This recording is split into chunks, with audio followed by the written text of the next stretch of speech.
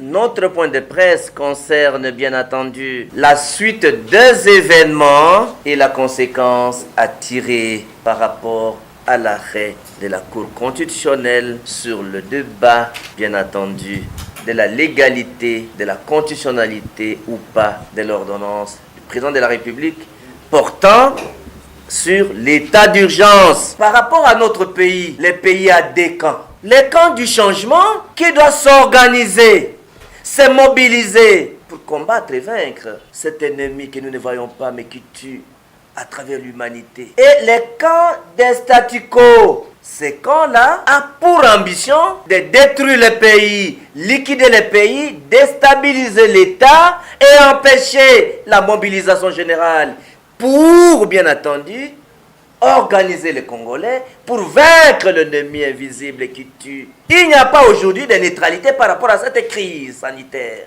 C'est une menace et chaque pays se mobilise à travers une mobilisation générale. Parce qu'en temps de guerre, il n'y a pas de majorité, il n'y a pas d'opposition, il n'y a pas de neutre, il n'y a pas de société civile. Tout le monde doit agir comme patriote, d'abord pour mettre nos divergences de côté, vaincre l'ennemi, dont les au rassemblement et à l'unité, pour vaincre l'ennemi et consolider l'État.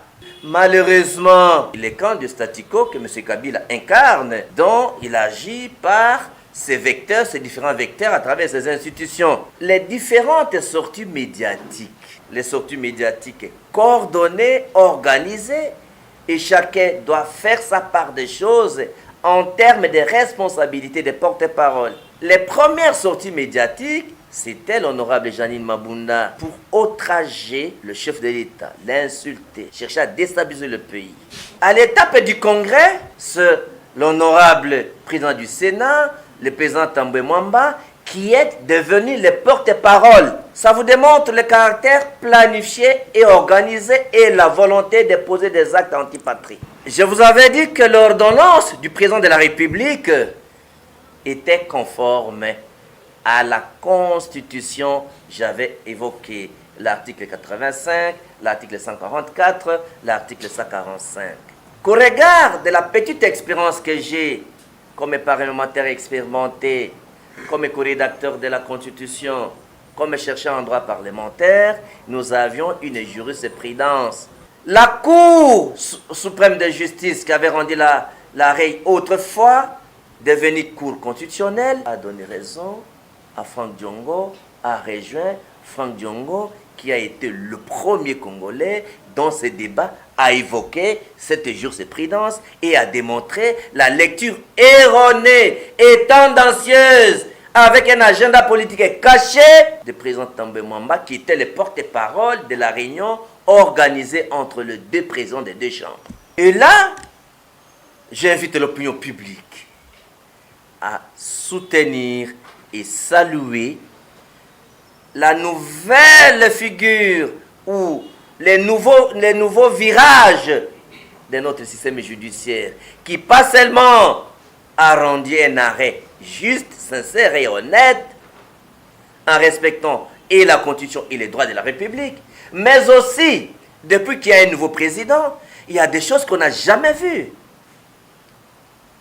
On a vu le ministre Roli Ilunga condamné, on a vu les hommes puissants être condamnés, et notamment le ministre provincial de Makambo, au niveau de la présidence, le directeur du cabinet en poursuite judiciaire, et tous les PDG, les mandataires. Généralement, donc, je demande à la population de soutenir la justice dans sa nouvelle approche avec le nouveau président, dans l'élan du changement.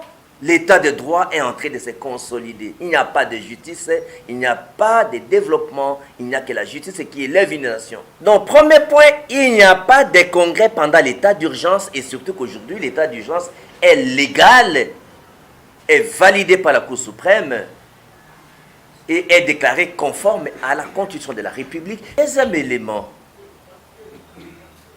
les deux présidents de deux chambres, à répétition, ont outragé le chef de l'État Parce que la personne du chef de l'État est inviolable. Tout propos outrageant le chef de l'État sont érigés en infraction. Les deux présidents de chambre ayant violé et la Constitution et le droit de la République et le règlement intérieur avaient suspendu le plénière de l'Assemblée nationale sans pour autant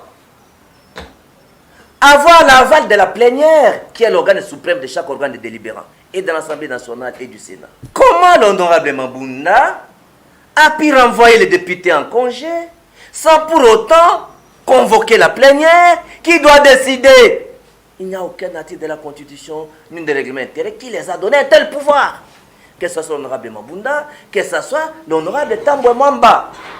Parce qu'il y a eu violation de la Constitution, parce qu'il y a eu commission des infractions, et que nous sommes en état d'urgence, ils connaissent qu'on ne peut pas convoquer un congrès en état d'urgence. Cette méconnaissance de la loi dans le procureur général, près la Cour de cassation, puisse de toute urgence en procédure de flagrance, arrêter l'honorable Tambwe Mwamba et Janine Mabunda pour les juger à flagrance. L'honorable Janine Mabunda, l'honorable Tambwe Mwamba, ayant offensé le chef de l'État, ayant violé intentionnellement la Constitution, ayant violé le règlement intérieur, nous demandons au procureur général, près la Cour constitutionnelle, de se saisir du dossier en flagrance pour juger ces députés indélicats. Makambo Janine Mabunda na Tambwe Mwamba basali eza opportunité bapesi nzela batalisi ete ndenge ya kovivre eza te. Il faut kaka président Félix aboma parlement apanza assemblée nationale élection mosusu esali mafiti